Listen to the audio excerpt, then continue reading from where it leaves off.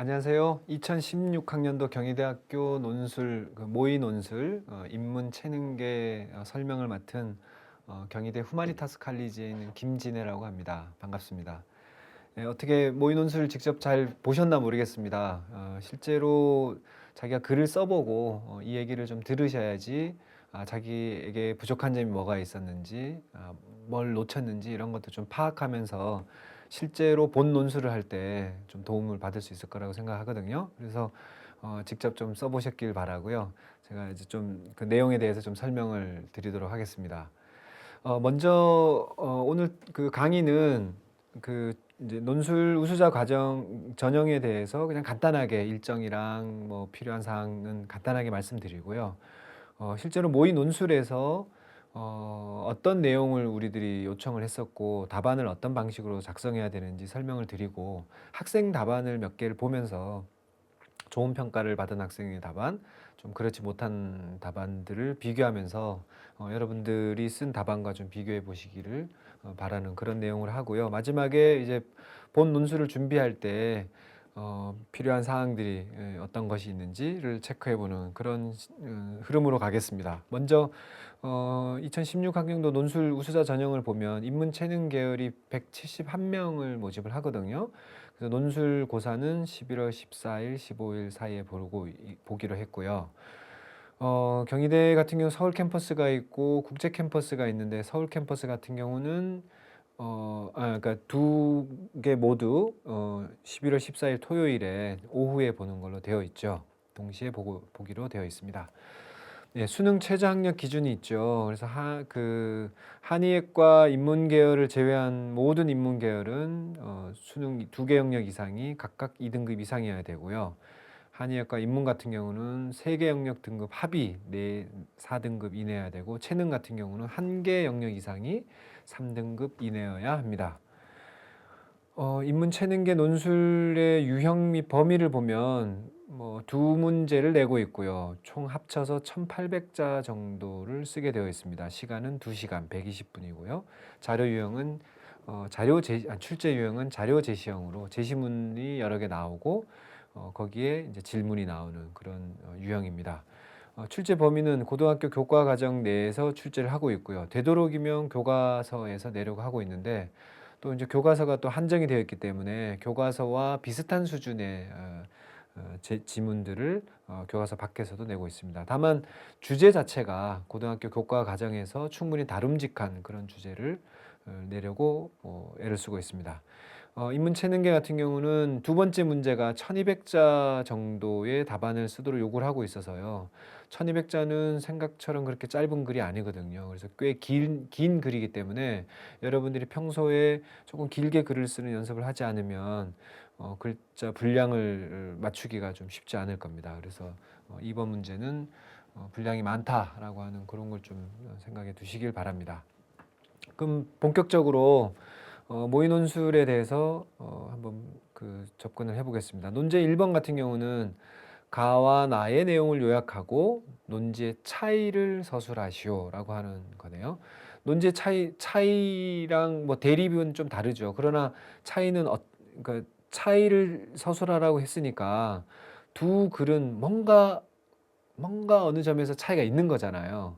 그래서 그 차이의 지점이 뭐냐라고 하는 것을 답안에서 명확하게 밝히는 것이 중요하다라고 하는 것이고요. 논제 2번 같은 경우는 제시문 바가 함축하는 의미를 서술하고, 바가 아마 시였죠. 그 천상병의 귀천이라고 하는 시였을 텐데, 이 하늘로 돌아가겠다, 고향으로 돌아가겠다라고 하는 게 이 논술의 주제, 가에서 막까지 원래 제시문에서 다루고자 했었던 것이 뭐였냐, 뭐 뒤에 나오겠지만 죽음에 대해서 다루는 거잖아요. 그러니까 죽음을 대하는 태도인 거예요. 그래서 죽음을 대하는 태도라고 하는 그 공통 주제에서 귀천이라는 시가 이 죽음을 어떤 태도로 보이고 있느냐라고 하는 것이고, 그 태도를 바탕으로 해요. 그러니까 중요한 것은 이를 바탕으로거든요. 이를 바탕으로. 그러니까 귀천에 나오는 서정적 자, 시적 자의 입장을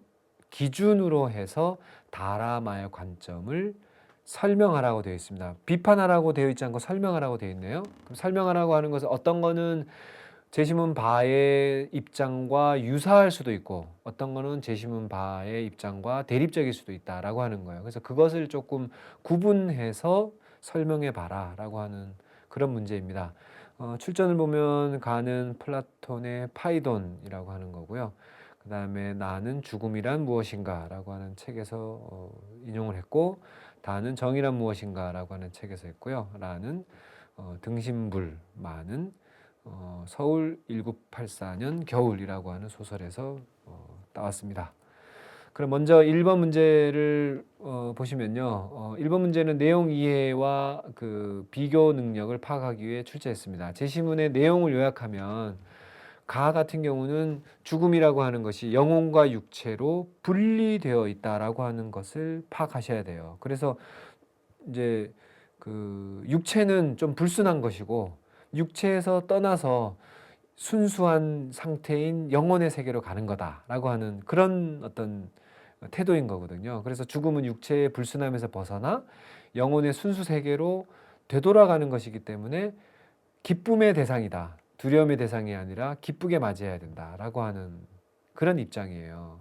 달리 말하면 인간은 죽음을 통해서 욕망 덩어리인 육체에서 벗어나 영혼의 자유를 얻고 참된 선의 세계로 진입하게 된다. 이런 입장이거든요. 그래서 영혼과 육체를 분리하는 입장, 그리고 영혼은 불순하고, 육체는 불순하고, 거기에서 분리되어서 이제 떠나가는 영혼의 세계는 뭔가 순수하고 참된 세계, 이런 거로 파악하고 있는 거고요. 나 같은 경우는 인간은 사실 기계랑 비슷하다. 영혼이 없다. 즉, 죽으면 모든 게 소멸한다라고 하는 거예요. 그러나 이 사실은 공포의 대상인 것 같지만 죽음이 있기 때문에 이 두려운 공포의 대상인 죽음 때문에 살아있는 이 순간을 더욱 소중하고 집중할 수 있게 한다. 그래서 예측 불가능한 죽음이 있기 때문에 그런 영역, 우리가 사실은 알 수 없는 그런 세계가 있기 때문에 지금 여기에 우리의 삶, 이것을 의미 있게 살려고 노력하고 분투하게 만든다라고 하는 그런 입장인 거거든요. 그래서 가와 나를 요약할 때 또는 그 차이를 만들 때는 두 지문이 무엇이 공통이냐라고 하는 것을 여러분들이 고민을 하셔야 되는 거예요. 그냥 단순히 가는 어떻고요, 나는 어떻고요 이러지 말고 두 개가 무엇을 공통의 주제로 삼고 있느냐, 이것을 파악하셔야 된다는 거죠. 이 지문에서는 죽음의 의미를 다루고 있다. 이 얘기를 여러분들이 하셔야지 죽음의 의미를 다루고 있는데, 가는 죽음이라고 하는 것을 영혼과 육체가 분리되어 있고 그래서 이분법적으로 이원론적으로 분석하고 있고, 지금에 살고 있는 이 현생이라고 하는 것은 육체가 결부되어 있기 때문에 빨리 벗어나서 육체의 욕망에서 벗어난 순수 세계인 영혼의 세계로 가야 된다. 반면에 나는 어떻다 저렇다 이런 얘기를 할 수 있는 거거든요. 그래서 가와 나의 이야기를 하나의 고리로 일관성 있게 설명할 수 있게 되는 겁니다. 그래서 무엇이 공통 주제이냐라고 하는 것을 파악하려고 애를 쓰셔야 된다는 거죠. 그러면 그러니까 죽음을 바라보는 인식의 차이가 차이를 명시적으로 밝히면 그 다음에 문제는 쉽게 풀린다는 거죠. 가 같은 경우는 영혼과 육체로 이루어졌다는 이원론적인 관점이고, 물론 이원론적이다, 이원론적이다 이런 뭐 말을 써도 되고 쓰지 않아도 뭐 별 문제는 없습니다만 둘을 파악하고는 있어야 되는 거죠. 나는 인간은 기계와 같이 영혼이 없다. 죽으면 어찌 보면 끝이다. 라고 하는 그런 태도를 보이고 있다라고 분석을 하실 수 있어야 됩니다. 요약을 하실 때는 같은 뜻의 문장을 똑같이 그냥 반복하지 않았으면 좋겠고요. 자신의 언어로 어떻게든 좀 파악하려고 할 필요가 있고요. 분량을 지켰으면 좋겠다. 전체가 600자이기 때문에 제시문을 요약할 때는 한 제시문당 한 두세 문장으로 요약하고 그 다음에 차이를 분석해야 되는 거거든요. 지금 이 문제는 요약하고 차이를 분석하라는 거예요. 아시겠죠? 그러면 그러니까 최소한 두 개의 단락으로 나눠져야 됩니다. 요약하는 단락, 그 요약을 조금 나누어서 그러면 세 단락으로 나눌 수도 있겠죠. 가를 요약하는 단락 나누어서 나를 요약한 단락 나누어서 둘의 차이를 분석한 단락 이렇게 나눠야 되겠죠. 아니면 그냥 가나에 요약하는 거를 하나의 단락으로 합쳐도 뭐 상관은 없고요. 예, 답안을 실제 학생들의 답안을 보시면 90점대의 성적을 받은 학생인데요. 지금 전체 형식을 보면 제시문 가는 첫째 단락은 제시문 가를 분석을 하고 있고 두 번째 단락은 제시문 나를 분석하고 있습니다. 그리고 가나의 차이를 분석을 하고 있어요. 잠깐 읽어보면 죽음을 받아들인 태도에 대해서 다음과 같이 주장하고 있다. 죽음은 몸과 영혼이 분리되는 것이며 이것은 올바른 철학자들이 추구하는 정화와 같은 개념이므로 두려움의 대상이 아니다. 죽음은 신체의 구속에서 풀려나 현명함을 얻게 되는 수단이다. 이렇게 정리를 하고 있죠. 적절하게 그 분석을 하고 있는 겁니다. 제시문 나는 죽음은 인간에게 필연적이지만 당연히 해야 될 건 아니다. 죽음은 무조건적으로 피하거나 행복을 가져다 줄 수는 없다. 죽음을 두려워하지 않으면서 삶의 만족감을 높이기 위한 수단으로 삼는 것이 합리적이다. 이런 얘기로 요약을 하고 있고요. 그 다음에 차이를 분석하고 있습니다. 가는 죽음을 이상적 상황으로 보고 있고요. 나는 슬픔과 동시에 삶의 가치, 현재적 삶, 살아있는 것의 가치를 높일 수 있는 수단으로 본다는 점에서 차이가 있다라고 분석을 하고 있습니다. 반면에 좀 좋은 평가를 70점대 평가를 받은 학생의 답안을 볼까요? 보면은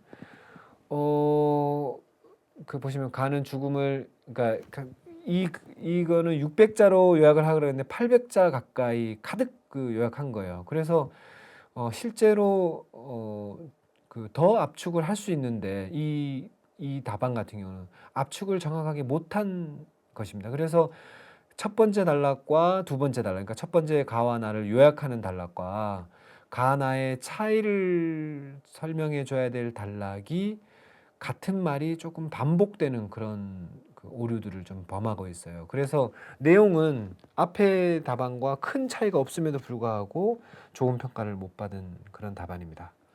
예. 논제 2번으로 넘어가서요. 논제 2번은 문제 파악과 그 다음에 비판적 설명 능력 이런 것들을 보려고 하는 문제인데요. 먼저 바가 제기하는 문제 파악이 이 문제에서는 제일 중요합니다. 그래서 바의 관점이 뭐냐?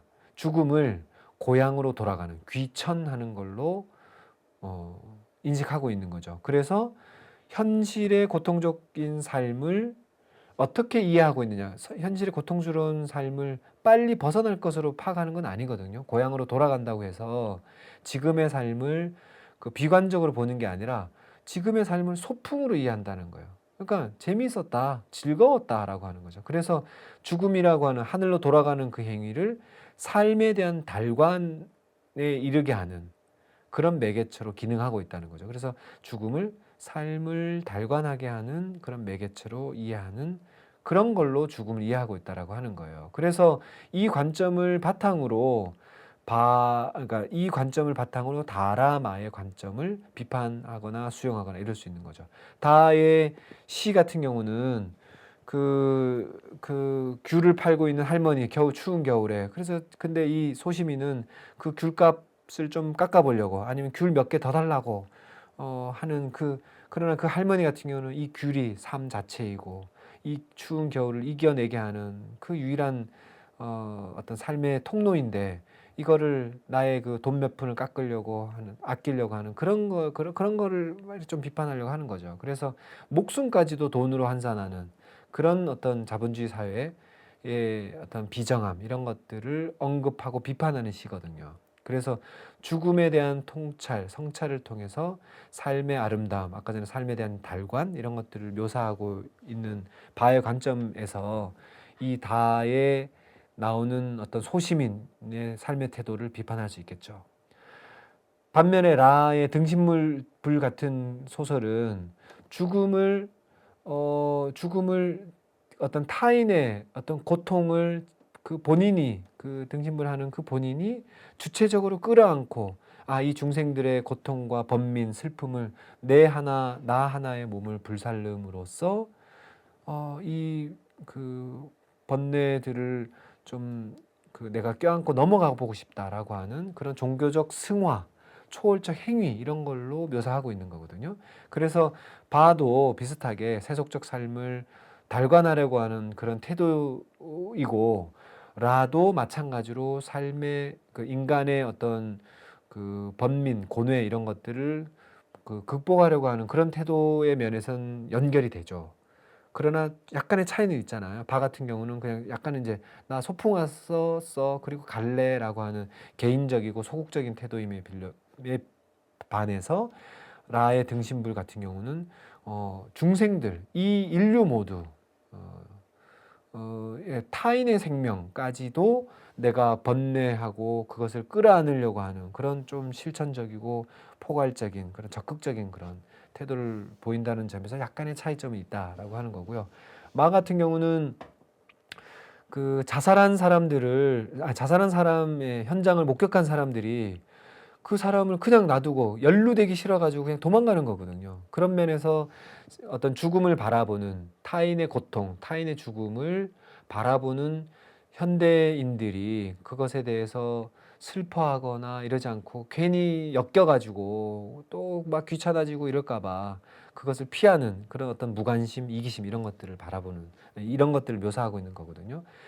이런 거는 앞서 말씀드린 것처럼 제시문 바가 무엇을 말하느냐와 연결시켜서 본다면 비판받을 수 있는 거죠. 죽음을 그렇게 이제 피하거나 아니면 무관심하거나 아예 고민의 대상이 안 되는 걸로 보는 마의 그 태도와는 다른 거죠. 죽음이라고 하는 게 삶이 소풍이었다라고 하는 것을 깨닫게 하는 그런 중요한 매개체, 아니 중요한 어떤 과정, 순간으로 바라보는 바의 관점에서는 비판할 수 있는 그런 내용입니다. 그 인문 체능 계열 논술이 주로 시와 소설이 반드시 그런 건 아니지만 그런 지문들, 그러니까 문학적 지문들을 많이 그 제시를 하잖아요. 근데 여러분들이 논술을 쓸 때는 문학적 지문에 나오는 여러 이야기들을 있는 그대로 가져오지 말고 거기에서 시적 화자가 아니면 주인공이 보여주려고 하는 어떤 시대적 상황 아니면 어떤 삶의 태도 이런 것을 여러분들이 추상화시켜서 그것을 서술해 나가는 그런 답안을 쓰는 것이 좋은 평가를 받을 수 있습니다. 예, 90점대 답안을 보시면은 그러니까 지금 4개 단락으로 되어 있죠. 그러니까 형식적으로도 좋은 평가를 받는 답안은 이렇게 형식적으로 구분이 되어 있어요. 지금 바가 말하고자 하는 바를 먼저 말해야 되잖아요. 그리고 달아 말을 설명해야 되는 거지 않습니까? 그러면 형식적으로는 4개 단락이 필요한 거예요. 예, 지금 여기 답안처럼. 그럼 첫 번째 단락 바의 화자는 아름다운 마음으로 죽음을 맞이하겠다는 의지를 드러낸다. 삶을 소풍 온 곳으로 유추하고 그래서 죽음이라고 하는 것이 영원한 소멸이 아니라 다른 세상을 맞이하는 삶의 연장이라고 시를 이렇게 해석할 수 있는 거죠. 추상화시켜서 해석하고 있는 거거든요. 그래서 적극적으로 잘 해석한 거라고 볼 수 있습니다. 그러고는 이 입장에서 다는 어떻고 라는 어떻고 마는 어떻고 각각을 비판하거나 아니면 동의하거나 뭐 이런 설명을 하고 있습니다. 뭐 답안이 길기 때문에 일일이 읽지는 않을 테고요. 여러분들이 멈춤 해놓고 한번 읽어보시기 바랍니다. 반면에 70점대 답안을 보시면요, 지금 구분은 잘했는데 제시문 바가 얘기하고 있는 거를 그것을 기준으로 다라 말을 적절하게 비판을 해야 되는데 그것을 이렇게 그러지 못하고 있는 그런 답안입니다. 예, 그래서 뭐 예를 하나만 볼까요? 두 번째 단락에 보면 제시문 다에서 경영진들은 자동차에 가스탱크 보호 장치를 달지 않으면 폭발할 것이라는 위험성을 알면서도 달지 않았다. 손익 계산을 해보니까 차라리 자동차가 사고가 나가지고 뭐 보험료 물어주는 게 리콜을 해가지고 자동차 모두 리콜을 해가지고 다 고쳐주는 것보다 이익이다라고 하는 그런 경영진들의 판단, 이것을 비판하고 있는 거거든요. 그래서 이 얘기를 하고 있는데 이는 보호장치를 달았을 때 이익이 달지 않았을 때 이익보다 크기 때문인데 이 이익 계산에는 인간의 사망이나 부상에 대한 가격도 포함되어 있다. 이들은 사람들을 죽음으로 내몰았다. 이는 죽음에 대한 값을 매기며 죽음을 아름답게 돌아가는 것이 아닌 삶에서 더러운 이해관계를 죽음을 더럽히는 거죠. 그래서 문장 자체가 안 되고 바에서 말하고자 하는 죽음에 대한 태도와 다에서 말하고자 하는 그 경영진들의 죽음의 태도를 대비시켜서 비판을 적절하게 못하고 있는 거예요. 라도 그렇고 마도 그렇고. 그렇습니다. 그래서 조금 명확성이 좀 떨어지는 그런 답안이고요. 뭐 이 정도로 좀 보시고요. 논술을 이제 본논술을 준비하실 때 뭐 몇 가지 좀 도움 말씀을 드리면, 논술 주제를 2012년부터 이번 모의 논술까지 주제를 보면 복지, 인간과 자연과의 관계, 지식인은 어떻게 살아야 되는지, 그다음에 공감, 행복한 삶이라는 게 뭐냐? 라고 하는 게 이제 작년 본 논술이었죠. 그다음에 이번처럼 죽음을 어떻게 바라볼 거냐라고 하는 건데, 지금 쭉 보면 여러분 이 속에 어떤 공통점을 찾을 수 있나요?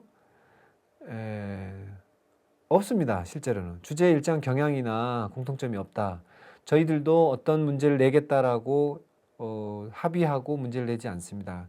토론을 계속 하다가 찾게 되거든요. 그러니까 논술 문제를 미리 예상하지 마십시오. 어떤 주제의 논술이 나올 거다라고 미리 예상하지도 말고, 그렇기 때문에 준비 자체도 주제를 중심으로, 그러니까 뭐 행복에 대해서 올해는 행복에 대해서 나올 거야라고 하면서 유명한 사람의 주장이나 아니면 행복을 바라보는 여러 이론들을 바라본다, 그 요약해서 기억한다, 이럴 필요가 없다는 거예요.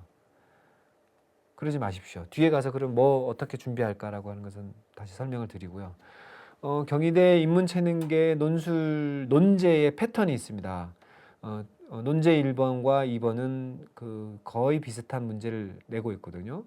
보시면 가와 나의 내용을 비교하시오, 아니면 가와 나의 내용을 요약하고 논제 차이를 서술하시오, 이런 문제들을 내고 있어요. 그러니까 이런 문제에 맞춰서 여러분들이 두 개의 지문을 요약하고 비교하는 그런 연습들을 꾸준히 좀 해보시길 바라고요. 마찬가지로 논제 2번은 특정 제시문의 내용을 바탕으로 해서, 요약하고 바탕으로 해서 나머지 제시문의 그 기준으로 나머지 제시문의 태도, 내용, 관점, 이런 것들을 비판하거나 설명하거나 분석하는 그런 문제를 내고 있습니다. 이 패턴을 여러분들이 익혀서 준비를 하시면 무작정 논술을 준비하는 것보다는 조금 효과적으로 준비를 하지 않을까, 그런 생각이 들고요.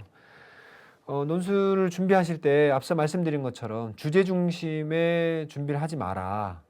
주제 물론 중요합니다. 그리고 현재 우리 사회나 아니면 어떤 지구적 차원에서 고민해야 될 그런 주제들이 있죠. 그리고 그런 주제를 여러분들이 검토해야 될 것은 당연히 검토해야 되는 건데, 이것에 대해서 쟁점에 대한 찬반 의견을 어떤 찬성의 의견, 반대 의견을 여러분들이 기억하려고 하지 말고, 그 속에 담긴 조금 더 근원적이고 본질적인 주제, 인간이 뭘 지향해야 되는 건지, 아니면 우리 사회는 무엇을 향해서 나가야 되는 건지, 아니면 이 사안은 어떻게 이렇게 볼 수도 있고 또 저렇게 볼 수도 있고, 또 이것이 무엇과 또 연결되어서 고민해 봐야 될 건지, 뭐 이런 것으로 조금 보편적인 의제로 확대해서 좀 고민을 했으면 좋겠다라고 하는 거고요. 그래서 가끔씩 답안에 보면 유명한 사람들의 명언들을 딱 등장시키는 친구들인데, 그러지 마십시오. 저희들은 그런 친구들을 원하지 않습니다. 기억해서 쓰는 사람들을 원하지 않습니다. 더 중요하게 저희들이 평가하고 싶어하는 그 학생들은 어떤 학생들이냐면, 텍스트를 해석할 수 있는 능력을 기른 학생들이에요. 텍스트 해석 능력이라고 하는 것은 남의 이야기를 적절하게 이해하는 학생인 거거든요. 능력이라고 하는 건 남의 이야기가, 남의 타인이 무엇을 얘기하려고 하는지 정확하게 알고, 그리고 그것이 내가 기존에 알고 있는 나의 상식, 아니면 내가 갖고 있는 이론 주장과 어떻게 대립되어 있는지 그 지점을 포착하고, 그리고 내가 마모돼야 될 부분들이 뭔지 그것을 이렇게 받고 변경해 나가는 그런 학생들이 대학에 와서 공부하기를 바라는 겁니다. 그렇기 때문에 텍스트를 해석하는 능력을 길러라. 그 능력은 다른 것이 아니라 뭐 책을 많이 읽어라 뭐 이런 얘기도 할 수 있겠지만 지문 간의 공통점, 차이점을 비교 분석하는 연습을 꾸준히 해보십시오. 두세 문장을 한 문장으로 요약하거나 한 문단을 한 문장으로 요약하거나 그러니까 요약하는 훈련을 많이 해보세요. 요약을 하게 되면 요약한 다음에 비교하는 능력이 생기는 거거든요. 비교를 잘 하다 보면 여러 개의 글들이 그 공통으로 관통하고 있는 주제가 뭔지를 파악할 수 있고 그리고 그 공통 주제를 기준으로 어떤 차이에 따라서 분류가 된다라고 하는 것을 여러분들이 어떻게 파악할 수 있는 그런 능력이 생길 겁니다. 그리고 형식을 지켜라. 예, 분량을 지키고 500자 쓰라 600자 쓰라 그러면 최소한 550자 정도는 쓰고 600자 쓰라는데 800자 이상 쓰고 그러지 마시고요. 예. 600자 쓰라면 그 언저리에서 자신의 답안이 작성되도록 하시고요.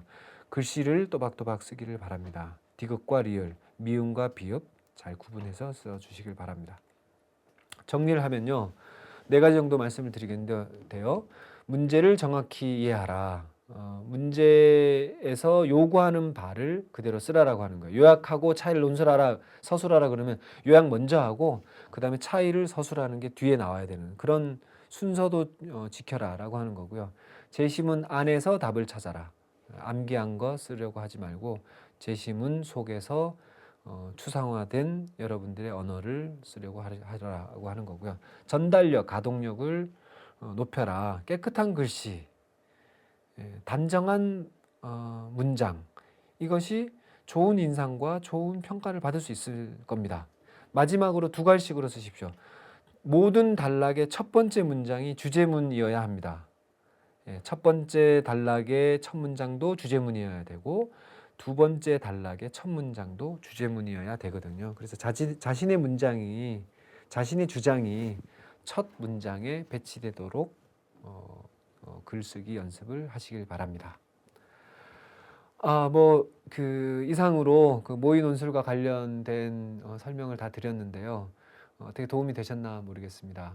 이상으로 인문체능계 모의 논술 관련된 설명을 다 드렸습니다. 여러분들에게 좋은 결과 있기를 기대하고요.